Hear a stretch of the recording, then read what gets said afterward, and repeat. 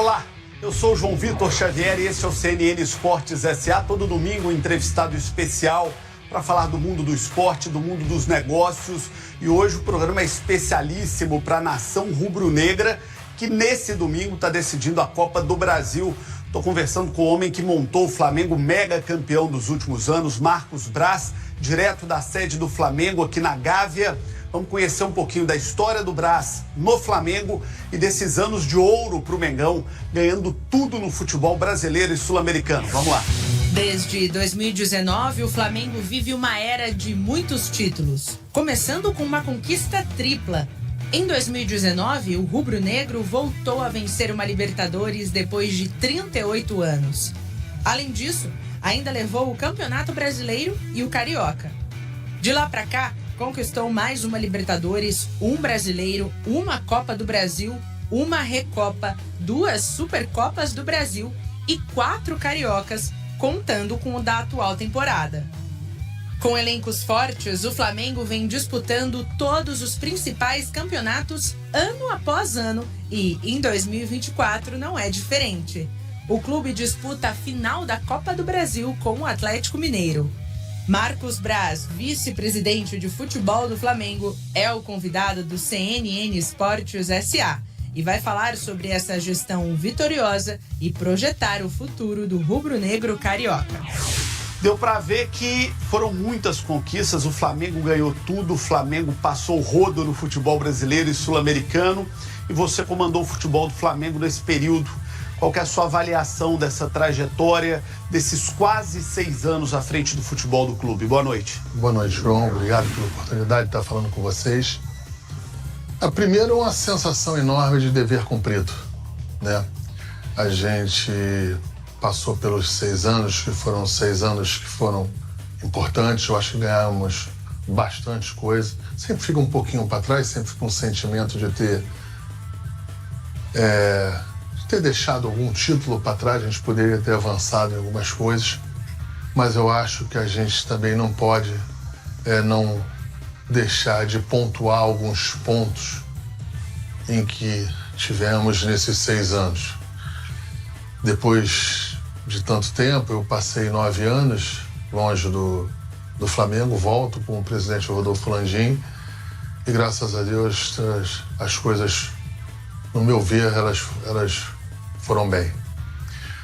A gente, com 34 dias de gestão, a gente teve o maior acidente da história do Flamengo.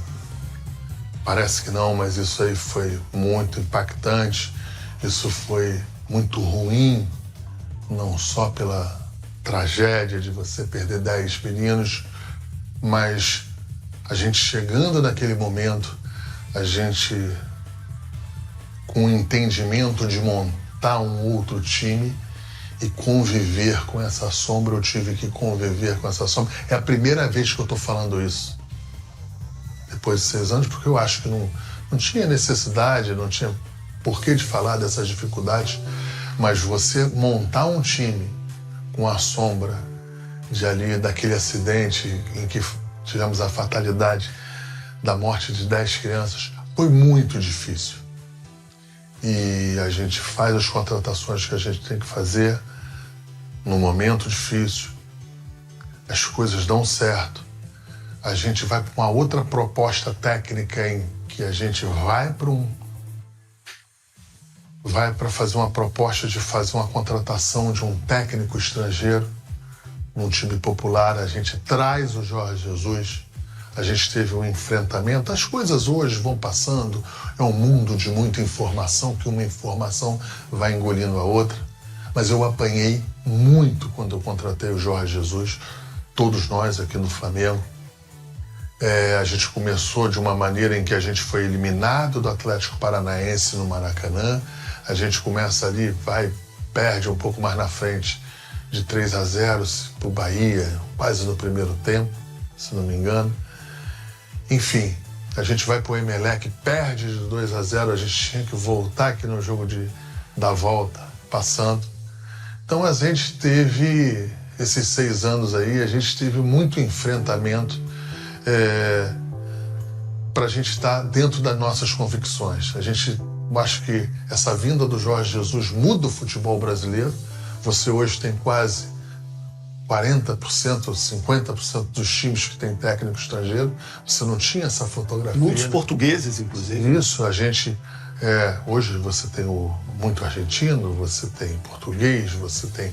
Acho que a gente, nesse enfrentamento que a gente teve, também foi importante para o futebol brasileiro. Quando a gente chega no final desse ano de glória aí, a gente tem a maior... talvez a maior crise sanitária da história, né? Pelo menos do século, que veio a pandemia, que hoje já passou, as pessoas acham que não tem mais o tamanho da dificuldade. A gente aqui teve nosso orçamento mudado 8 vezes para vender mais, gastar menos. Enfim, a gente foi tocando de uma maneira que mesmo assim vieram... Pela primeira vez na história, o Flamengo disputou 6 vezes o Campeonato Carioca seguido, nos áureos tempos. A gente conseguiu isso e ganhamos 4 títulos carioca. A gente ganha o primeiro título internacional no Maracanã com a Recopa. Viemos 2 Supercopas, 2 brasileiros, 2 Libertadores. Fomos a 3 finais de Libertadores em 6 anos. Enfim, eu acho que tá ficando aí torço que fique uma estrutura. Eu acho que eu estou entregando um departamento muito mais musculoso do que eu recebi, não só de elenco, na parte de scouter, na parte da fisiologia, na face de fisioterapia, em todo. É a sensação de dever cumprido com os títulos e sempre dentro do orçamento e sempre contribuindo muito o futebol do Flamengo para que tivesse nessa excelência, que não na excelência, mas nessa parte de números que o Flamengo tem hoje, faturando mais de 1 bi. O futebol profissional do Flamengo foi vitorioso e eu espero que continue sendo mais ainda. O Braz, você ficou quase 10 anos fora do futebol. Você foi campeão brasileiro com aquele time de 2009, que tinha Bruno, que tinha Adriano, ficou um longo período fora e voltou agora para a gestão Landim. O que mudou no futebol brasileiro nessa década que você ficou fora e o que já mudou nesses 6 anos que você está de volta no Flamengo? João, não foi o futebol que mudou o mundo. Em 9 anos, esses 9 anos meus aí fora, eu tive a oportunidade de, dentro desses 9 anos, ser o secretário de esporte do Rio nas Olimpíadas. Eu tive o prazer de ter trabalhado no meio de um ciclo olímpico. Eu fiquei quase 1 ano e meio, 2, como secretário de esporte do Rio.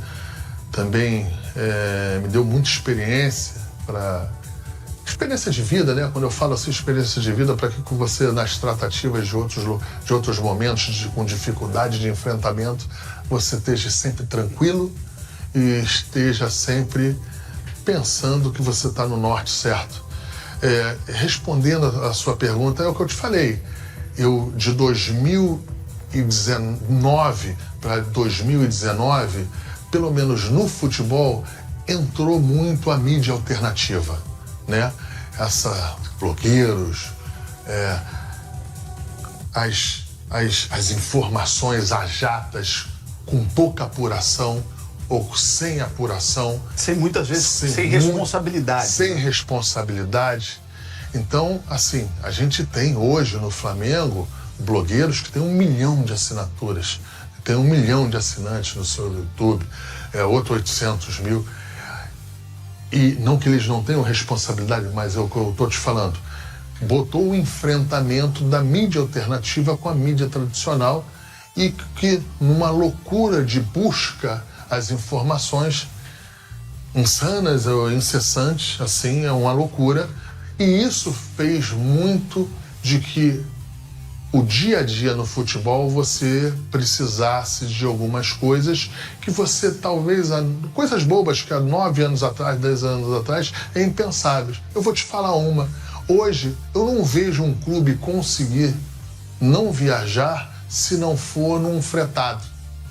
A maioria dos clubes aqui da Série A brasileira, outros até da Série B, viajam aos jogos mais importantes do fretado. Mas por que o fretado? Porque você tem mais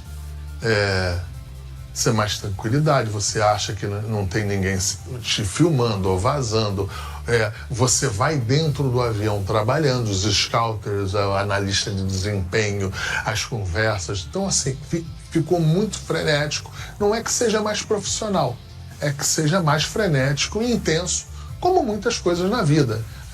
A mudança tá aí. O Flamengo mudou muito também. Eu cresci numa geração apaixonado por futebol, que o Flamengo não pagava salário, que o Flamengo atrasava folha, que o Flamengo tinha dificuldade, estádio. Me lembro de ter feito o jogo do Flamengo na Ilha do Governador. Eu me lembro do Vampeta, né, num determinado momento, até como chacota: olha, fingem que me pagam, eu finjo que jogo. Hoje o Flamengo virou uma referência de gestão. Quando se fala em gestão bem feita no Brasil, é inegável que o Flamengo é um dos grandes exemplos. É o maior orçamento do Brasil, é o time que pagou toda a sua dívida, está aí à beira de começar a construção de um estádio. Como é que foi essa revolução e essa transformação do Flamengo de dentro para fora, com quem teve a oportunidade de viver de dentro para fora essa situação e que também viveu o outro lado? Porque quando você foi vice-presidente a primeira vez, as vacas não eram tão gordas por aqui. Eu tenho alguns embates, em alguns momentos, que falam: a estrutura do Flamengo. Para mim não está falando nada. Porque eu ganhei aqui com salário atrasado e jogador em daqueles tonéis de barril fazendo gelo. Então, para mim, eu cheguei aqui, nesta fotografia. E com o Ninho do Urubu, com o centro de treinamento lá, que não tinha absolutamente nada. Tinha ali uma boa intenção da diretoria na época, nossa, de um campo ali e mais nada. Você era tudo muito precário. E o Flamengo foi campeão brasileiro igual. Eu tive a oportunidade de ter sido campeão brasileiro com aquele time que era que dá o que falar, com o Bruno, goleiro, com o centroavante, que era o Adriano, e tinha o Pet, tinha o Léo Moura de um lado, era o time. O time me deu um trabalho. Imagino. Ali eu tinha 37 anos na época, eu tinha 36 ou 37, eu era um ano mais novo do que o Pet. Então, você era mais novo do que o Pet, que era o capitão do time. Que era um jogador do time. Então, assim, eu tive a oportunidade e a felicidade de trabalhar nessa época aqui no Flamengo e também nesse segundo momento em que você não tem preocupação absolutamente nenhuma em relação a pagamento de salário, pagamento dos impostos, pagamento do que se é devido e do mês a mês. Então, assim, é lógico que o futebol tem as suas peculiaridades, só dinheiro não ganha no futebol, só dinheiro não ganha no futebol. É que eu não quero falar o nome de clube, mas você vê clubes na Premier League, ou o Manchester United, PSG, Paris dinheiro pra caramba e não ganha. Eu tenho 70% do óleo do mundo. E assim, ganha ali na França, porque... E não conseguiram, porque é difícil, porque só ganha um. E mesmo assim, com toda essa dificuldade, o Flamengo... Eu acho que o Flamengo fez aí nesse tempo aí o seu dever de casa. Isso foi muito importante para toda essa reestruturação. Presidente Rodolfo Landim, para mim, o maior presente da história do Flamengo, pelo que ele conseguiu conquistar, pelo tamanho que o Flamengo está hoje também. Claro, errou, todo mundo erra, ele errou, eu errei, todo mundo erra, mas o presidente Landim foi o cara certo no momento certo. Nos momentos ruins, como uma pandemia, a envergadura do presidente Rodolfo Landim, num momento trágico, como foi o acidente do Ninho, o presidente Landim, estando nessa cadeira de presidente aí, ele foi, assim, muito importante para esse processo todo. Lógico que a gente fica, no caso do acidente, triste, é irreparável, né? As perdas, essas perdas se levam-se pro resto da vida. Mas, mesmo assim, o Flamengo na parte esportiva, em outros lugares do clube, o Flamengo é referência. A importância do Flamengo hoje na ginástica olímpica é nos títulos que ela trouxe. Então, a maior medalhista da história do Brasil aqui do Flamengo. Sim, aqui do Flamengo. Então, assim, o Flamengo vem fazendo o seu dever de casa. A gente tem uma política aqui intensa, temos eleição no final do ano, mas eu sempre falei, quando eu cheguei aqui, que eu iria sair junto quando o presidente Rodolfo Landim saísse da presidência. Eu sempre falei isso, sempre pontuei isso, e por isso que eu não estou fazendo isso, não estou deixando a vice-presidência com nenhum tipo de sofrimento. Eu deixo a vice-presidência do Flamengo de futebol com a maior tranquilidade do mundo, mais uma vez com a sensação de dever cumprido. E claro que a gente poderia ter ganho um pouquinho mais, mas eu fiz o que pude e o Flamengo, se Deus quiser, aí tá num tamanho e tá num crescente de receita, de estrutura, que vai possibilitar, se Deus quiser, a gente ter um estádio que nos colocará em mais uma prateleira do futebol brasileiro e também do futebol mundial. Eu tenho certeza absoluta disso. O estádio será muito importante. Eu não sei o porquê tem gente que é contra esse projeto. Eu não sei entender, mas eu não quero entrar nesse tema. O que eu posso te falar é como uma pessoa do futebol e da bola, que essa estrutura do Flamengo, num segundo momento agora aí, tendo um estádio próprio, tendo uma cidade ali em volta ali, em que a gente possa possibilitar ali, não só no dia dos jogos, mas outras atividades, isso aí vai colocar o Flamengo ainda mais num caminho de mais brilho ainda que ele esteja hoje. O Braz, você tocou 2 vezes no caso do Ninho do Urubu. A gente percebe que é algo que dói, né? Que machuca, que fere todo flamenguista. Quando a gente pega um livro e sabe o final, às vezes é fácil entender a história, mas quando você vai lá do início é mais difícil, né? No momento ali da tragédia, no momento do incidente, é tudo mais difícil. O Flamengo foi muito criticado nesse processo. Vocês fariam alguma coisa diferente hoje? Eu estou até chorando porque eu fiquei muito tempo sem falar desse tema. Foi muito difícil. Eu não sei avaliar a maneira em que se teve erro, se não teve erro, não sei.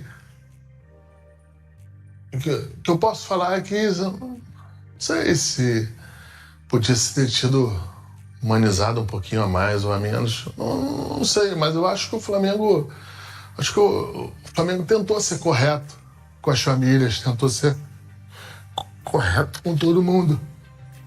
Porque não tinha só as 10 crianças que morreram, tinha mais gente nesse processo. E todo mundo tiveram seus ajustes, talvez não era o que esperava. Mas foi muito duro. Eu mesmo sendo vice-presidente de futebol profissional, eu vi aquela tragédia ali do meu lado. Eu fui uma das primeiras pessoas a chegar. Enfim, mas eu acho que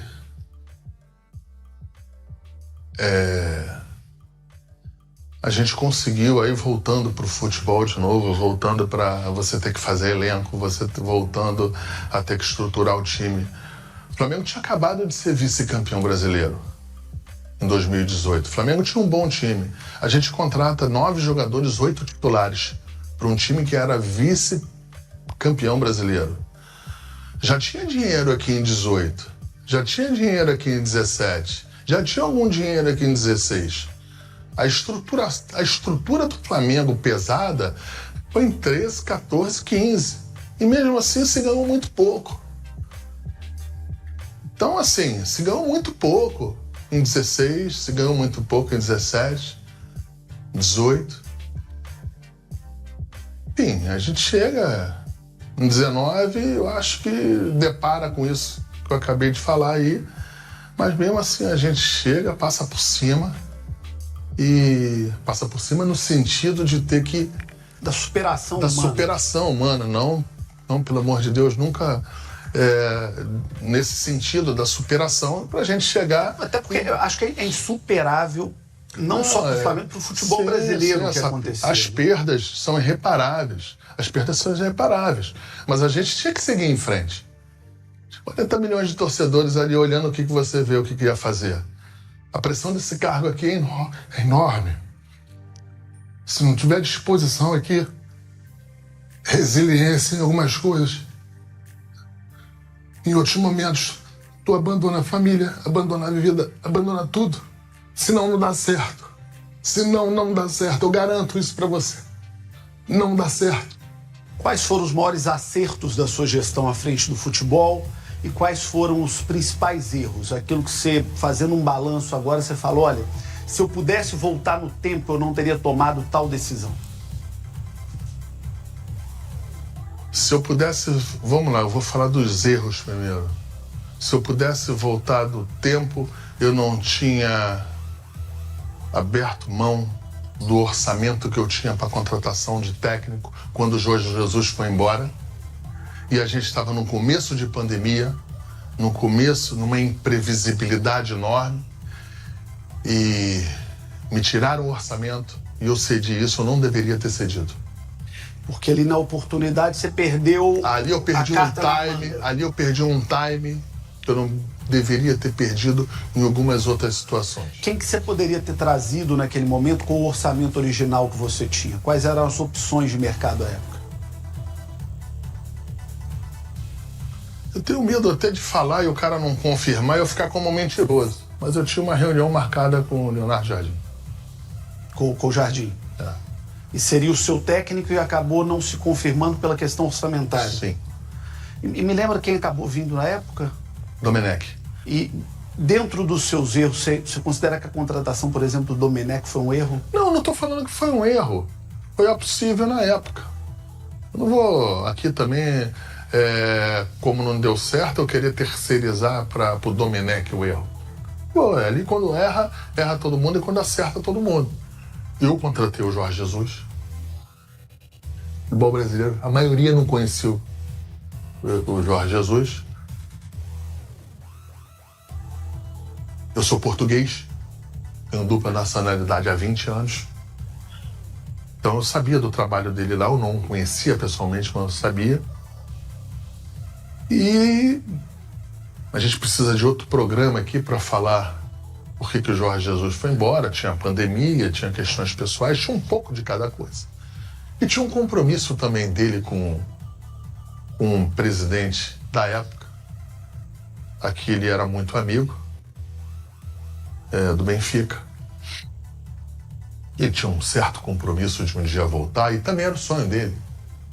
Por várias vezes eu encontrei conversando com o Jorge, era um sonho dele. Enfim, acho que esse sonho ele poderia ter ficado mais um pouquinho, mas aí também a pandemia foi você querer de uma pessoa de quase 65 anos, tá no Rio de Janeiro sozinho, num apartamento de 500 metros quadrados, a comida recebendo por debaixo da porta, como num presídio. A gente também não pode querer achar que aconteceu dele ir embora. O Jorge, eu me lembro do dia que o Jorge foi embora, que a primeira reunião que a gente teve, eu e ele sozinho, e ele falou, Marcos, eu vou embora. Assim, emotivo, não sei o quê. Eu falei, ô Jorge, ele começou a querer dar explicação. Eu falei, Jorge, não precisa dar explicação. A gente podia estar aqui tratando dessa tua despedida, de você ir embora, em dezembro. A gente morto, sem ter ganho nada. Deu tudo certo. O Flamengo foi campeão brasileiro, foi campeão da Libertadores. A gente aqui, eu quis tirar um peso dele um pouquinho em relação a isso, porque ele queria ir, mas estava preso em algumas coisas no Brasil, né? Até pelos títulos, né? Ele queria defender esses títulos. Ele queria defender. Se fosse no boxe, eu ia falar, eu queria o cinturão. Entendeu? Então, assim, e ele, infelizmente, né, com a imprevisibilidade que teve, ele fez a opção de voltar. E aí foi um erro meu de ter aberto mão do orçamento. Quais foram os principais? Onde que você mais acertou e onde o Flamengo mais acertou? Eu acerto na contratação do Jorge Jesus, e muito, depois de ser muito criticado. E depois que deu certo, não fui eu. Antes de ter sido dar certo, fui eu. É a história do filho feio e do filho bonito. Entendeu? Então tá Jorge Jesus, Gabigol. O Gabigol, eu tive uma participação grande com todo mundo e pela história que ele teve aí, pela história que ele está tendo. Eu acho que eu fiz uma proteção do departamento em que custou caro para mim, custou caro para minha vida, mas eu protegi o meu presidente, não que ele precise de proteção, mas o presidente precisa sempre estar tranquilo em outras posições do clube, na parte financeira, na parte aqui política. Eu tentei o proteger o máximo possível, ser leal o máximo possível, não a ele só, mas a ele como presidente do Flamengo, ser leal a ele e ao Flamengo. Então eu acho que eu tive um tamanho importante nessa situação. Tive muita gente me atrapalhando aqui. Quem te atrapalhou mais? Não importa, eu não vou falar agora, não é hora de eu... Não vou dar essa moral para quem me atrapalhou aqui. Mas eu tive bastante gente aqui remando contra, mas deu tudo certo. Para terminar com leveza esse bloco, você se arrepende da famosa Real Madrid pode esperar? O que acontece? Se você pegar um contexto todo daquele Real Madrid pode esperar, você se lembra quando é que foi aquilo? Foi no vestiário após a conquista da Libertadores. Exatamente. Então, assim, se eu tiver que passar por outro... Se você me dissesse aqui, se você falar de novo, Real Madrid pode esperar, a tua hora vai chegar, e eu tivesse a certeza absoluta que eu daria ou contribuiria para o Flamengo ser mais uma vez campeão da Libertadores, eu faria de novo. E olha só, então, aqui, ó, nós vamos ter o Super Mundial de Clubes no meio do ano que vem, o Flamengo está lá e o Real Madrid está lá. Então vai de novo pro Real Madrid. Mas eu não estou mais lá, eu não estarei mais lá. Mas o Real Madrid pode esperar lá nos Estados Unidos? Deixa ele lá nos Estados Unidos. Torcedor do Flamengo. Não vou falar mais isso. Se eu tivesse ganho uma Libertadores de novo, aí eu poderia falar. De volta com o CNN Esportes S.A. da sede do Flamengo aqui na Gávea. Estamos na sala da presidência do Flamengo. Aliás, com coisas muito marcantes para mim. Tô vendo ali a foto do Zico, tô vendo um presente que mostra o que é o Flamengo, né? Uma lembrança do povo do Amazonas, 2 fotos do Flamengo campeão da Libertadores, de todo o elenco do Flamengo campeão da Libertadores. A famosa imagem de São Judas, que é o padroeiro do Flamengo. Então tem muita coisa simbólica, marcante aqui na sala da presidência do Flamengo. E o que mais me chamou a atenção ao entrar aqui na Gávea, tinha muitos anos que eu não vim aqui, primeiro a estátua do Zico na entrada, uma estátua linda daquela imagem da comemoração tradicional do Zico nos gols do Maracanã, e o Museu do Flamengo logo na entrada, com tantas glórias, com tantos títulos conquistados pelo Flamengo. E hoje, no domingo, quando o programa está indo ao ar, é dia de decisão do Flamengo no Maracanã, Flamengo e Atlético decidindo a Copa do Brasil. É claro, gente, o cara acabou de sair do Maracanã, então o programa foi gravado mais cedo, antes do primeiro jogo, Atlético e Flamengo. Mas eu queria saber o seu sentimento, sua expectativa para essa decisão, independentemente do resultado do jogo de agora a pouco. Ainda tem o jogo de volta, claro. Mas o que você está sentindo para essa decisão Atlético e Flamengo? Não, a gente está bastante otimista. A gente está otimista com o que o Flamengo vem jogando nesses últimos jogos agora. A gente teve um problema seríssimo na temporada em que o Flamengo perdeu o ataque em todo. Perdemos 60 gols, né? O Pedro é um homem de fazer 30, 40 gols no ano. O Cebolinha, 10, 15. O outro, 10, 15. Bruno Henrique vinha de uma contusão séria, né? Então, o Bruno Henrique ainda precisando de um tempo para que pudesse se restabelecer. Enfim, atrapalhou bastante. Mas, mesmo assim, a gente ainda foi para o mercado, conseguiu trazer peças importantes. Mas, respondendo a tua pergunta, eu acho que o Flamengo vai fazer uma boa final. Espero que a gente seja campeão. Acho que o resultado do Maracanã é um resultado muito importante, em que, mais uma vez, a gente está gravando, então a gente não sabe qual é o resultado do jogo. E o elenco está bem tranquilo para essas finais aqui. Eu estou gostando do que eu estou vendo, mas eu preciso... Futebol é dinâmico e no momento. Como é que está a sua expectativa como flamenguista para o estádio do Flamengo? Assim, pelo que eu vejo aqui dos projetos, do entusiasmo do Landim, do entusiasmo do Bodan, que é quem está à frente também desse processo todo, eu estou muito feliz com o que eu estou vendo. Lógico que o projeto é embrionário, a gente tem apenas o terreno, você precisa viabilizar muita coisa, mas eu tenho certeza absoluta que o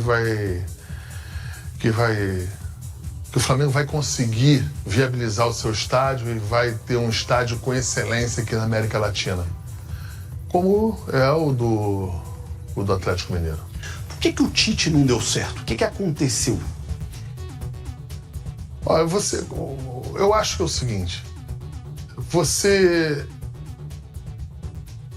geralmente um técnico chega num nível de desgaste que você ou não tem como o segurar, ou ele mesmo torce, reza para que você o mande embora, né? Ou então ele fica numa falsa expectativa sempre de uma recomposição, de uma reviravolta. Acho que o Tite teve um bom começo, chegou aqui no final do ano passado, mas as coisas não foram num determinado momento. Até, não sei se você se lembra, até a parada para a primeira data FIFA, o Flamengo jogou, eu acho que 2 ou 3 jogos, eu não me recordo, e as coisas foram bem. E eu não quero botar a culpa só nisso, mas as lesões de Cebolinha, Pedro, Luiz Araújo, Vinha, essa que eu estou falando, 4 de lesões de rompimento, quase de ligamento. E mais as outras que tiveram. A gente não considerar isso, eu acho que é injusto da minha parte e botar só a culpa em cima do treinador. Eu não posso fazer isso aqui e não vou fazer isso aqui. Deu errado, não deu certo, porque os resultados finais não foram o que a gente entendia. Eu acho que também não era o que ele entendia. A eliminação contra o Peñarol, ao meu ver, foi um pouquinho precipitada. A gente teria que chegar um pouco mais na Libertadores. Isso não quer dizer que você tem que ser campeão, mas eu acho que você deveria, a gente teria que avançar um pouco mais. E isso vai desgastando, o copo vai enchendo, chega uma hora que você tem que tomar uma decisão, e essa decisão foi tomada.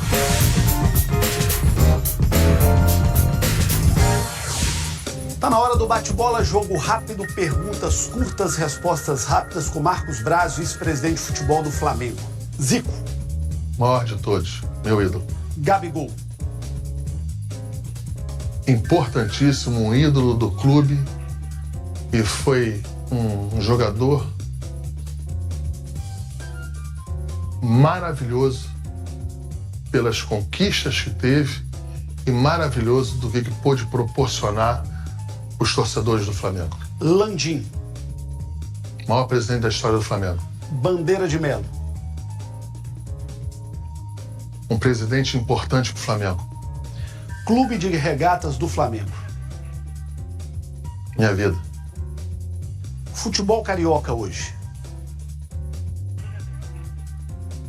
Estou bem otimista com o que está com o que tá acontecendo com o Botafogo, com o que vai continuar acontecendo com o Flamengo, Fluminense campeão da Libertadores há pouco tempo, e o Vasco tentando se reestruturar depois de um primeiro momento de uma SAF que não deu certo. Você citou os três. Uma curiosidade, o Zico fala que o maior rival do Flamengo no coração dele é o Botafogo. E o seu? Vasco. É o que te dá mais gosto vencer, é o que te dói mais perder?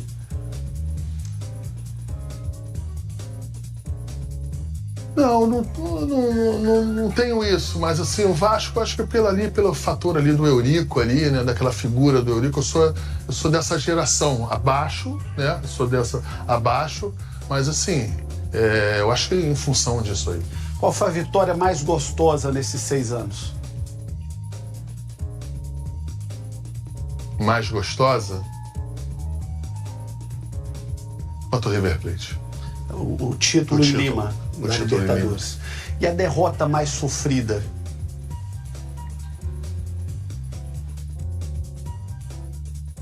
A derrota é tudo igual, não tem uma derrota. Eu não tenho uma derrota mais sofrida. A contratação que mais te deu alegria? Eu não posso falar essa, que eu ainda estou no cargo. Mas tá acabando, pô. Não vou falar. Tá aí ainda? Tá. É o Gabigol. Não vou falar. E qual o jogador que você teve mais perto de contratar que não deu certo e que você guarda até hoje uma tristeza? Pô, perdi essa. Acho que não teve assim um que mais perto e depois foi para um outro lugar. Eu acho que os que a gente chegou perto a gente conseguiu trazer. Teve jogadores que a gente queria trazer, mas a gente não chegou tão perto e até pela minha experiência, eu não deixava chegar muito perto. Se eu visse que eu ia perder o jogador, eu largava o processo antes. Então, assim, não teve um jogador que eu senti que estava na minha mão e que escorregou. Não teve isso de coração. Mas, assim, tinha jogadores que a gente tentou contratar, não sei se era ser bom ou não, mas, por exemplo, o Balotelli. Né? O Balotelli. Ia ser engraçado, pelo menos, o Balotelli aqui no Rio. Todo dia não sei nem onde é que ele ia jogar agora. Todo dia o Jorge me pedia, eu quero um avançado. E eu falei pra ele, ó, tem um Balotelli, você vai segurar junto comigo ou você vai deixar só na minha mão? Não foi possível, o Balotelli tinha outro projeto na época, eles ainda sonhavam em jogar a Euro de 2020, se não me engano, tinha um projeto pra ele lá e não foi possível. Para encerrar, quando você olha para o passado, quando você olha para o espelho e quando você olha para o futuro, como é que o Marcos Braz vai ser lembrado no Flamengo? Eu vou deixar a história dizer. O que eu posso te falar eu um dia sonhei ser campeão brasileiro. Em 2009 eu tive a oportunidade de ser vice-presidente em um outro Flamengo, totalmente diferente, um outro mundo, mas um outro Flamengo, e a gente bateu o campeão brasileiro. 9 anos depois, me propus a voltei com o presidente Landim. Eu queria ser campeão da Libertadores. A gente foi 2 vezes campeão da Libertadores. Eu tive a oportunidade de ser o vice-presidente 2 vezes campeão da Libertadores. O dia que eu voltar vai ser pra gente ser campeão do mundo. Você volta ao Flamengo? Eu não falei que eu volto. Eu falei o dia que eu voltar, a gente vai ser campeão do mundo. Mas a psicologia traz aí um desejo. Não é desejo. O que eu te falei do meu passado, falei de um passado recente, e eu falei, o dia que eu voltar, o Flamengo vai ser campeão do mundo. Obrigado pela entrevista, sucesso. Obrigado. E ó, obrigado de coração. Que o Flamengo continue nessa rota. É bonito ver o que foi feito no Flamengo. Como eu abri o programa dizendo, eu fui de uma geração que viu um Flamengo que tinha tudo para dar certo, mas que era um clube que ninguém entendia problema de gestão financeira, desorganização. Hoje a gente vê o Flamengo numa outra rota. Isso é muito bom para o futebol brasileiro. Obrigado. Obrigado. Terminando, CNN Esportes S.A. desse domingo, direto da sede do Flamengo na Gávea, com Marcos Braz, vice-presidente de futebol do Flamengo. Obrigado pela sua audiência. CNN Esportes S.A. teve o oferecimento de Gerdau, o futuro se molda. Um abraço e até a próxima.